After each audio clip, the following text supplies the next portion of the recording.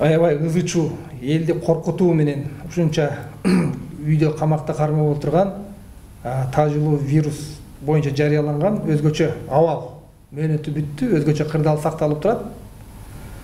Бул нерсе, ушул нерсе биздин мамлекеттин абалы кандай, экономикасы кандай, финансысы кандай, азык-түлүк коопсуздугу кандай деген бир маселелердин бардыгы мындай жалаң аштатып алып чыкты да, аябай чоң нерселер. Нукура жүзүн көрсөттү. Нукура жүзүн, чыныгы акыбалды көрсөттү да бизге.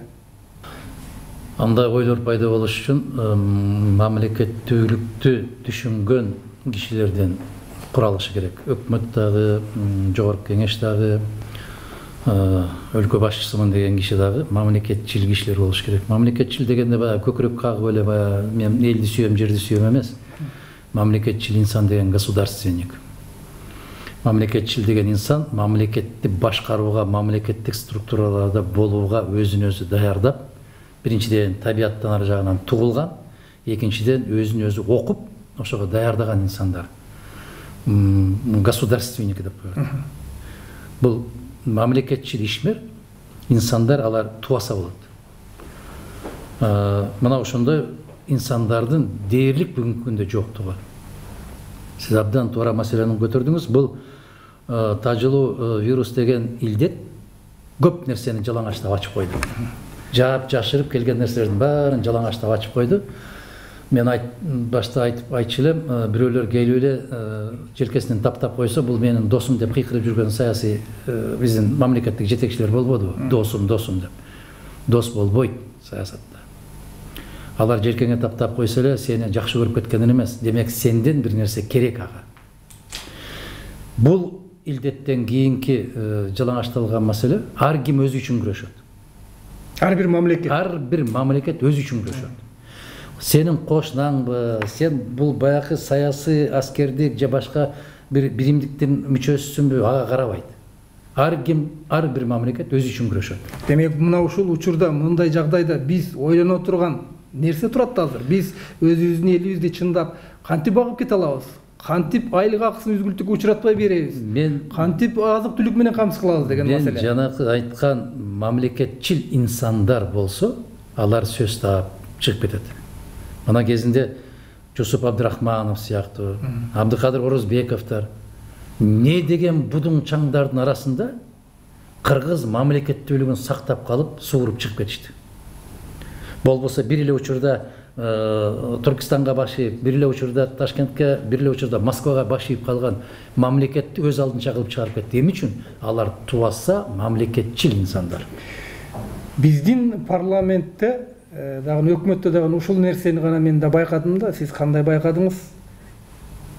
Бизде бажы төлөмдөрүн көтөрөлү же түшүрөлү будайга деген гана сөздү мен байкадым да. Бул утурумдук гана бир маселе. Келечекте кандай болобуз дегенде, мына өзүңүз айткандай, мына ар ким өзүнүн кызыкчылыгын ойлоп, мына Казакстан чегарасын жаап, будай сатууга чектөө киргизди.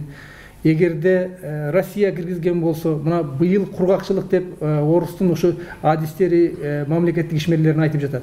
Түшүм болбой калса кандай болот? Ушунда мен жаздын башында ушул маселени көтөрдүм эле. Азык-түлүк коопсуздугу. Тилекке каршы бүгүнкү күндө жана Жээнбековдун тегерегинде гана коопсуздукту ойлошот да. Жок, садагам. Жээнбековдун эмес, мамлекетти сакташ жөнүндө кеп кетип баратат. Жээнбековдун ордуна 70 Жээнбеков келсе деле ал келет кете турган инсан. Мамлекетти, улутту кандай кылып сактайсың? Деп ушунда. Кантип сактап калыш мүмкүн? Караңызчы, мына Оренбургдун жеринде 80ге жакын кыргыз жарандарыбыз талаада жатат. Нөшөрлөгөн жаан жааса дагы, 30га чыккан жылуулук ысык болсо дагы ошол жерде жатышат. Ошол 80 биздин азаматыбызды алып келгенге кудурети жетпеген бийлик 100 000 деген тонна буудайларга келишим түзүп, алып келгенге кудурети жетеби? Жетпейт. Бул оору азыркы түзүлгөн кырдаал биздин улутту дагы ойлонтура турган болуп калды. Башта акча менен чечилип, акчаң болсо чечилип келген маселе бүгүн ал чечилбей калды.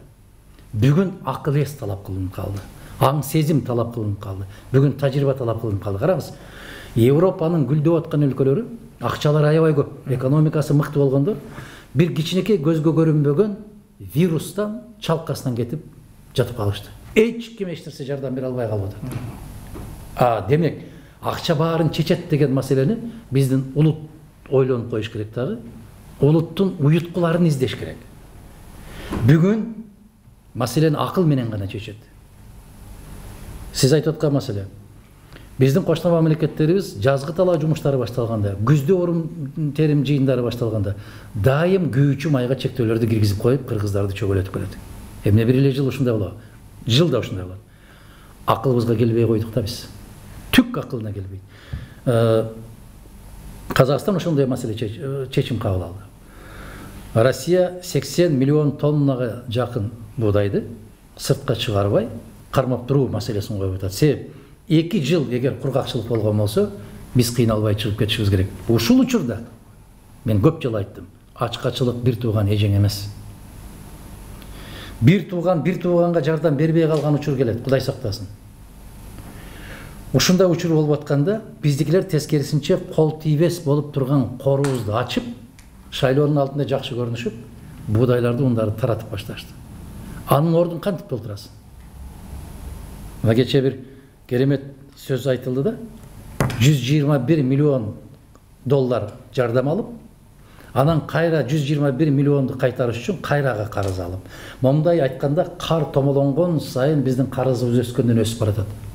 Ошону ойлонууга кудурети жеткен, сабаттуу, таланттуу, тажрыйбалуу өкмөтүң да жок, жогорку кеңешиң да жок, президентиң да жок. Бүгүнкү күн менен алек. Мына караңыз. Боорукердик жардам деп ар бир дүкөндөрдү кысып, коркутуп, баштыктарды жасатып, анан алып барып таратышып атат. Уят маселе бул. Бул өтө чоң уят. Анан Жээнбеков өкмөткө айтып атат, сырттан акча издегенди күчөткүлө. Эмнени элестетип караңыз. Жана лөөлөр бар да. Ата апасы бер жактан отуруп алып, кичинекей кыздарын, балдарын жиберип коет. Тетигинен сурап кел, мунан сурап кел, тигинен сурап кел. Мага ошол гана окуяны элестетет да. Анан барып сура, мындан барып сура. Колуңду сен ойлоп бир программаны ойлоп таап эмес, сен мындан сурап кел, тигинен сурап кел, анан качан коебуз ушундай? Колубузду жайып алып, аалам боюнча кыдырып жүрүп, тилемчилик кылганыбызды качан коебуз? Биз дагы бир жолу баса белгилеп айтам. Кыргыз элинин ойлонуп, мына илдеттен кийин силкинип, бардык нерседен тыйылып, муну бир жараткандын жазасы катарында кабыл алыш керек. Же сыноо катары кабыл алышыбыз керек. Себеп бул сыноо. Биз канчалык даражада адамгерчиликтүүбүз, канчалык даражада биз мамлекеттүүлүгүбүздү кармап калууга кудуретибиз жетет, канчалык даражада акыл эсибиз бар, канчалык даражада напсибизди тыя алабыз, канчалык даражада акылыбызды иштетебиз. Мындай предметтүү неме келгенде, мисалы үчүн биз 500-600 миң тонна буудай жыйнайт экенбиз. Канча аянтка эгебиз, аны канчага көбөйтөбүз, эмки жылга ушул маселени чечиш үчүн деген маселе болуш керек да. Дыйкандарды жөн эле биз айттык деп премьер айтат, анысы айттык деп анысы айтат. Бул жерде бир так бир механизмдер керек да. Дыйкандар мисалы үчүн жыл сайын эгип алар ошол буудайын сата албай кеде андан арзанга түшүп кеткен учурларда мамлекеттик сатып алуу ошол жанагы нерселерди уюштуруп, алардын түшүмү кийинки түшүмү күйүп кетпейт дегендей бир нерселер ойлонуш керек да бул жерде. Адам мырза, дагы эле ошол маселеге кайрылып атабыз. Ал үчүн мамлекеттүүлүктү түшүнгөн инсандар керек деп атам. Бизде 1 миллион 200 миң тонна буудай керек. Биздин жылдык керектүүбүз. Тескерисинче өзүбүздүн өндүрүшчүлөрдү бууп жок кылышты да тегирменчилер. Бир 3 тегирменчи бар жогорку кеңеште. Сырттан келген буудайга, унга баягы бажы төлөмдөрүн алып салуу менен биздин ички дыйкандарыбыздын ошолорго атааңдаштыгына каттуу сокку урушту. Буудай өндүрүүчүлөрдү тап катарында жоюп салышты деп бир жарым жыл башта айттым мен. Өзбекстан менен чегара ачылганда калпагыңды көккө ыргытпай тур кыргыз.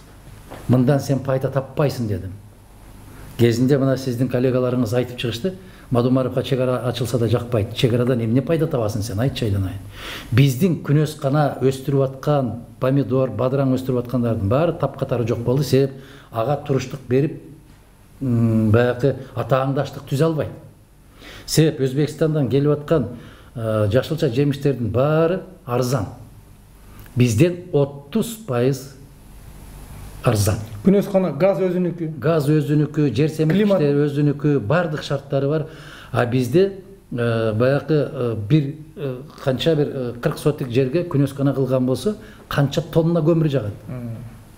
Анын бардык баягы себестоимостун эсептеп келгенде, биздин 1 килограмм помидорубузду өстүрүү үчүн, өндүрүү үчүн 90 сом керек болуп атса, Өзбекстандыкына 20 сом керек. Мына натыйжада биздин дыйкандардын баарына сок курулду. Баягы тегирменчилер мыйзам жаза коюшуп, эми эл да ойлонуш керек да. Эми ошол канын соруп, элдин бүтүндөй канын соргон азаматтар келип 10 килограммдан ун таратып койсо, кайра эле дарбы ошолордун аркасынан чуркап жүргөн баягы эле биздин элибиз да. Мен айтам, акылды иштете турган мезгил келди. Эгер акылыбыз менен тең ата болуп тайлаша турган болбосок, акчабыз менен тең тайлаша албайбыз, экономикабыз менен. Бирөө берген кичине ушу садага менен эч качан жашоо болбойт. Садака жукпайт дагы. Жукпайт. Бул маселени, элдин тагдырын чече турган маселени мамлекеттик деңгээлде ойлонулуп чечилмейинче, анын күнүмдүк бир берген нерсе ал эч качан. Ким ойлонот? Негизи эл ошо жана шайлоо жөнүндө айтканыңызда эл ошону ойлонуш керек. Келди. Ал качан ойлонот? Качан? Улакчынын аркасынан кетет. Концерт койгондун аркасынан кетет. Күрөш уюштургандардын аркасынан, топ уюштургандардын аркасынан кетет. Акча бергендердин аркасынан, ун, май, чай бергендердин аркасынан кетет. Ушинтип жүрүп мамлекетти кемирип жок кылып атабыз го. Бул нерсе мына өзгөчө азыр көрүндү. Мына төлөй албайбыз деп отурат. Жалдырап ар бир тыйын сурап отурат. Буудай жетишпейт, Казакстанга, Россияга жалдырап отурабыз. Булардын бардыгын ушул илдет аябай көрсөттү. Негизи эле ушул илдет жөнүндө алганда бул нерсе бир корона психоз жаратып, элдин ушунчалык үшүн алып, биздикилер баягы аддар болсо эшек кошо дарбайт дегендей бир акыбалга жеттик. Бирок башка бир акыл эске салып, мунун каерде чыккан болсо, ошол жердегиге чара көрөлү деп мына Беларусты алсак, Швецияны алсак, кошуна Тажикстанды алсак, эч кандай бир экономикалык ишмердүүлүктү токтоткон жок бул жерлерде. Норвегияны караңыз, Данияны караңыз, Скандинавия өлкөлөрүн. Аларда бир аз карантин киргизишти. Киргизишти, бирок кандай карантин киргизишти? Не дээрлик баягы чоң иштеп аткан экономикага таасир берүүчү ишканаларды алар жапкан жок. Бүт баарын кууп үйгө киргизип берген жок. Иштеп атышты. Мына Швецияны өзүңүз айтып атасыз. Беларус таптакыр эч нерсени жапкан жок. Караңыз эми. Кыйкырып чыгышты, могул жерден дагы кээ бир профессорлор кыйкырган. Мадумаровдун жакшы көргөн мамлекети дегендей кылып. Бүткүл дүйнөлүк саламаттык сактоо уюмунан өкүлдөрдү ачык чакырды Лукашенко. Ишенбейсиңер, келгиле деди. Өлкөбүз ачык, келип өзүңөр текшерип кеткиле деди. Текшерип кетишти. Аргасыз эч кандай бир коронавирус деген бир мындай бир эмне жок. Апаат болуп кетти. Вирус бар, бирок апаат болуп кеткен жери жок. Вирусту мен дайым айтам, вирустан текшерсе баарыбыздан чыгат. Анан биздин дарыгерлердин айтуусу, көпчүлүгү ооруп атканын билбей өткөрүп атат дейт. Туура. Симптому жок. Симптому жок дейт. Анда бул силер айтып аткандай бир бөкөчө коркунуч эмес экен го. Ооруп аткан киши да сезбейт экен. Тескерисинче, сасык тумоо тийип калса 5 күн үйүңдөн тура албай чыга албай жатасың. Мурдуңдан да токтобой, көзүңдөн да токтобой. Андагы SARS деген чыкты, мындан 2 жыл башта. SARS-дагы өлүм канча пайызга көп мына тажылуу вирустан деп атат. Бул оюн, дагы бир жолу айтам, бул аябай чоң оюн, биздин баягы сабатсыз бийлик ошол оюнга кошулуп алды да. Үйүңдө бол, үйдө бол, үйүңө кир. Үйүңө кир деп кыйкырбаган же бир артист калган жок, Караңыз, ошол эртең уялса керек дейм да, ошо үйдө бол дей бергенден. Мен айттым эле, ошо үйдө бол десе, буудайды сен себесиңби? Картошканы сен олтургузасыңбы? Бакты сен карайсыңбы? Чөптү сен чабасыңбы? Малды жайытка сен чыгарасыңбы? Мени Айдан мырза аябай каттуу таң калтырган маселе ушул болду да. Мына Ысык көлдүн бир жеринде ошол илдетке чалдыгып калды дегендерге күмөн болгондорду текшерүү үчүн бир аз кармай турган жерди киргизебиз деди. Караңызчы, элдин баары чыгып алып таш бараңга алып, бул жерди кылбайбыз. Анан мен элестеттим. Биз не болдук? Биз кандай мыкаачылыкка барып калдык? Бизден неге ушундай сезимдер кетип калды? Кече 75 жыл башта Улуу Ата Мекендик согушта Ленинградтан, башка жактан келген 300 000 киши келгенде жеп олтурган наныбызды жерге коюп ошолорго берип, ичип олтурган тамагыбызды, кесебизди ошолорго берип, кучагыбызды жайып тосуп алган кыргыз, касиеттүү кыргыз бүгүн бир тууганыңдан бирдеме чыгып калды десе тепкилеп ар бир айылга теректерди кулатып тос. Пейилиң кайда кетти Садагам? Эмне пейил болуп калды Садагам? Кыргызым, айланайын, кыргыз. Жүрөгүн алып бүттү да, кыргыздын жүрөгүн алып бүттү. Сен ушунчалык коркосуңбу? Сен ушунчалык титирейсиңби, айланайын, Садагам? Ушундай акыбалга жеткирди бул. Неге улут ушундай болуп калды? Менин бүтүндөй жан дүйнөм жанчылып ыйладым мен. Не болдуң, кыргыз, Садагам? 300 000 бөтөн элди кучагыңа батырып, бир кесе ичип аткан аталаңды бөлүп, 30-30 жылдардагы ачарчылыкта да Казакстандан келгенде үйүңө киргизип төшөгүңө каткан кыргыз элем айланайын, Садагам. Сен кече ушу Ленинградтан, блокададан балдар келиптир деп өз кучагыңа алып өз балдарыңдай бактың эле го, Садагам, кыргызым. Бүгүн өзүңдүн бир бооруң ушундай болуп атса, неге тепкилеп атасың, айланайын? Не болдук биз, улут катары не болдук? Кандай жагдайга жетти? Бул жерде Дахан мырза, мына элди ушундай коркутуп атып, ушундай акыбалга жеткирди. Бул нерсе бизде эле эмес, мына Украинада дагы болду. Ал жерде да ушундай вирусту жуктурган адамдар алып келиптир десе, айылда бир райондордо тополоң чыгып, граждандык согуш башталгандай бир акыбалга жетип калышты. Мен көрдүм аны. Мен көрдүм. Бирок башка эл ушундай экен деп, менин касиеттүү кыргызым жакшы жагына жарышалычы. Жаман жагын коелучу. Мен айтканым ушул аябай теледи көрсөтүү, башка жактардан улам коркутуп атып, элди ушундай деңгээлге жеткиргенде. Наалат болсун. Ошол күндө КТР, ЛТР 5 каналынан тынбай сайрагандарга наалат болсун. Ушунчалык биз мынчалык даражада коркокпуз деп ойлочу меселем мен. Эми мына эл өзүн өзү көбүнчө өзүн өзү багат. Бизде бизнестин дагы, экономиканын дагы, коммерциянын, сооданын борбору Бишкек менен Ош. Бардык маселелер ушул эки шаарда чечилет. Негизинен. Бир мисал үчүн дыйкан үчүн тракторун оңдогонго бир тетик алайын десе дагы ушул жака келип алып кетиш керек. Же кредит алам десе дагы ушул жака келип алып кетиш керек. Эми толгон токой маселе ушул эки шаар аркылуу чечилет көбүнчө. Ушул жерге келишип алып кетет бардык жокту. Эми азыр эки шаарды жаап алып отурушат. Бирок кантип болбосун бир азап тозок менен өтүп атышат дагы эле эл. Бул не деген бир мындай элди бир азапка салуунун бир немеси. Өз элине күйбөгөн, элдин көөдөнүндөгү дүйнөсүн түшүнбөгөн түркөй кемчонтойлор деп айтам мен. Менимче жалгыз Мадумаров какшап келген болсо эл өзү көрдү го. Мына сабатсыз бийлигиңдин эч нерсеге кудурети жетпегенин, эч нерсеге алы жетпегенин, көзү жетпегенин, эч ким менен сүйлөшө албаганын айтып атпаймынбы? 80 жаран талаада калып ыйлап атат. Аялдар бизди алып кеткиле деп какшап атат. Ошол 80 жаранды бир 2 автобус жиберип алып келе албаган өкмөттөн эмнени үмүт кыласың? Бул бийликтен эмнеге үмүт кыласың, кыргызым, Садагам, айланайын? Эмнени үмүт кыласың? Эмне кандай жакшылык күтөсүң мындан?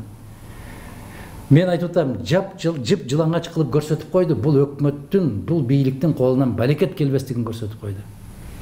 Анан баягы ыйлагандын көзү жаман, айткандын ооз жаман болуп эле мен какшап эле келатам. Интеллигент деген сөрөйлөрүң дагы бирөөсү үн кошуп койбой атпайбы?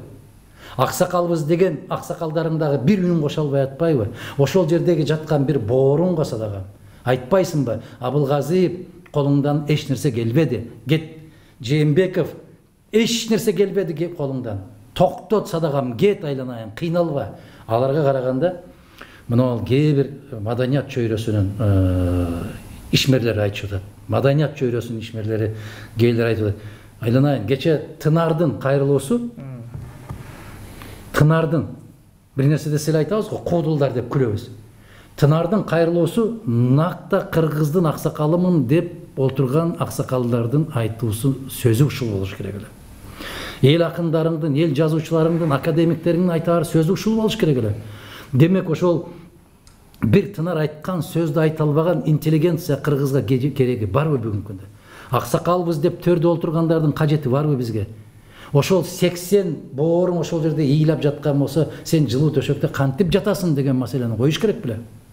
Бизде Орусиядагы элчиликтин бүтүн баарын эмне кылып жүргөндөрүн билеби? Көргөн киши барбы? Анан кече чыгып атат, бир учак уюштуруп атат. Айдан Оренбург менен Казакстандын ортосунда турган экен. Ушунчалык кадыр баркың болсо, телефон чалып койсоң, 2 автобус менен алар деле жеткирип берет. Туура. Демек, сенин кадырың жок. Сени киши катары көрбөйт. Сени менен эсептешпейт. А ушунда эсептешпеген, эч бир нерсеге көзү жетпеген, башы жетпеген бир алсыз бечараларды көтөрүп алып келген биздин кыргыздын өзү эмеспи? Эми ушул алып келген бийлик мына көрүп атабыз, финансылык акыбалды кандай абалга алып келгенин, экономиканы кандай абалга алып келгенин. Жалдырап акча сурап отурат. Бирок өзүбүздүн колубузда канча жылдан бери алтыныбызды алып чыгып кетип жатат. Мына Кумтөрдөн жыл сайын 800-900 миллион доллар алып чыгып кетет. Бизге таштаганы 80 миллион.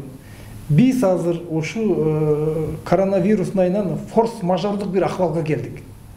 Себеби мамлекет өзүнүн милдетин аткара албай калып атат. Пандемия ушун бир неме кылып туруп, биздин парламент, өкмөт уюшкандык менен бул маселени карап, 50% алтынды биздин колубузга алышыбыз керек бул учурда.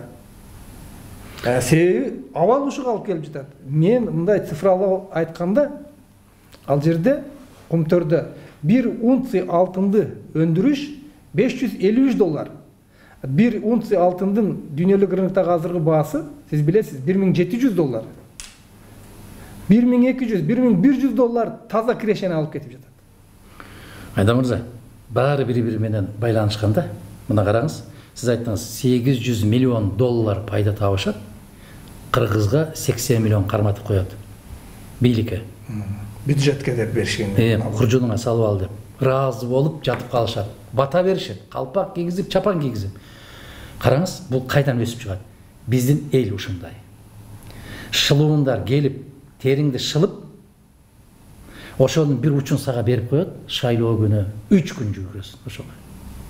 Териңди шылып атканын түшүнбөй атат менин элим, түшүнбөйт. Ал бирөө бекер берди деп атат бир нерсени, баягы ун берип койсо, май берип койсо, акча берип койсо бекер. Бекер эмес, сен териңди сатып атасың. Сен дүйнөңдү, келечегиңди сатып атасың. Мамлекетиңди. Билесизби, уурлар 2 түргө бөлүнөт дейт. 2 түргө. Бир уур болот дейт. Ал сенин буюмуңду уурдайт дейт. Экинчи уур болот. Ал сенин келечегиңди уурдайт дейт. Мына ол депутаттар, элдин бийлиги, элдин үнүн сатып алгандар, добушун сатып алган. Президенттин шайлоодо элдин канын ичип сатып алган. Булар сенин келечегиңди уурдап атат. Муну менин элим түшүнбөй атат да, айланайын. Бир нерсе десең сага каршы чыгып атат да. Баягы мына мен могул жерде кошуна болуп отурган бир комната бар, ишкана. Ошол жерге бир 15 журналист алышты. Кудайдын куттуу күнү бир инемди жалдап алып, Кудайдын куттуу күнү Мадумаровду каралап отурасыңар деп ушуларга айлык төлөп атат. Булар түшүнбөй атат. Мени каралаба. Сен садагам, сен өзүңдүн келечегиңди жеп атасың. Сен мамлекетиңди түгөтүп атасың. Мени түгөтө албайсың. Мага жараткан канча өмүр берсе ошончо жашайм. Менин рызкымды кыя албайсың. Сен мамлекеттин рызкысын, келечекти кыйып атасың. Мына ушул жөнөкөй сиздин буюмуңузду уурдап алган кишини алып барып камайт. Мамлекеттин келечегин уурдап аткан кишилерди тескерисинче милиция кайтарып жүрөт. Элдин акчасы менен аларды коруп жүрөт. Мына ушул жөнөкөй акыл жетип турган нерсеге түк түшүнбөй койгон кайран менин элим болуп турат. Эмне берет экен? Канчадан берет экен? Түшүнүңүзбү? Ушул суроо. Биздин мамлекетибиз эртең кандай? Сиз айтып атасыз. Бүттү бул. Кыргызстандын орду кайда болот? Муну бир Кудай билет. Кыргызстандын орду өтө опырталдуу. Сиз айтып аткандай бир сөздү айта албай атасыз да, дефолт мамлекет болуп атат. Дефолт деген сөз тышкы милдеттерин дагы, ички милдеттерин дагы аткара албай калган өлкөнү ушул дефолтко жолукту дейт. Жаман айтпай жакшы жок дейт. Ар бир нерсенин артында жакшылык бар. Факт жүзүндө дефолт болду. Болду. Ар бир нерсенин артында жакшылык бар дейт. Мүмкүн ушул сиз айтып аткан идеяны эгерде түшүнгөн кишилер болсо, ушундай дүйнө жүзү боюнча форс-мажордук кырдаал түзүлдү деп кумтөрдү кайра кыргыз менчигине алыш керек.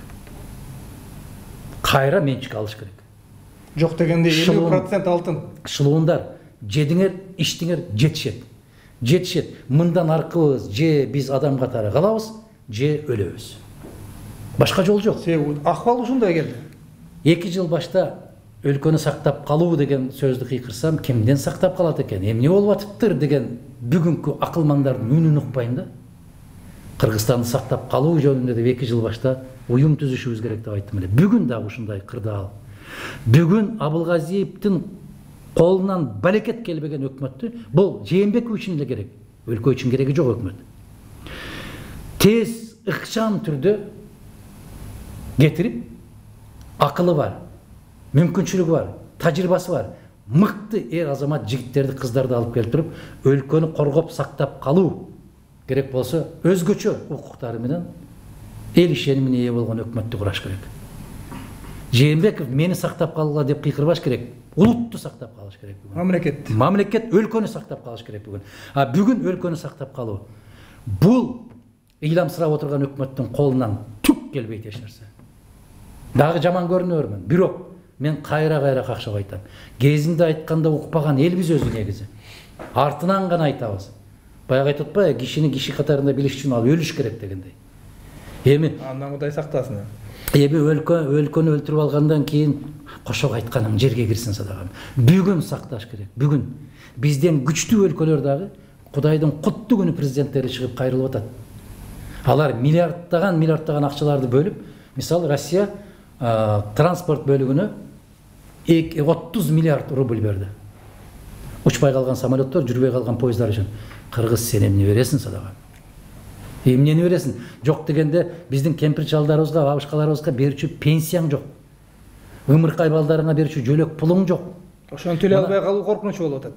Чоң коркунуч. Мына дарыгерлерге биз кошумча акча төлөп беребиз деп убада беришкен эле, азыр дарыгерлерим нааразы болуп атат. Бир тыйын кошумча акча төлөп бере албайт. Милиционерлер өз эрки менен баш тартты деп жарыя кылып атат. Барекелде. Кайсы ким акчада билем жөн эле. Бул деген кара сарантайлык. Бул деген жүзү жоктук. Бул баягы мен айтып аткан тоок уурдап алган кишилерге караганда ак үйдө ак көйнөк кийип отурган уурлар коркунучтуураак. Мен буларды кыргыздын нукра башына түшкөн мүшкүл, башына түшкөн азап, шор бүгүнкү ошо биздин келечегибизди, мамлекеттин келечегин уурдап аткан уурларды айтам. Бул бийлик.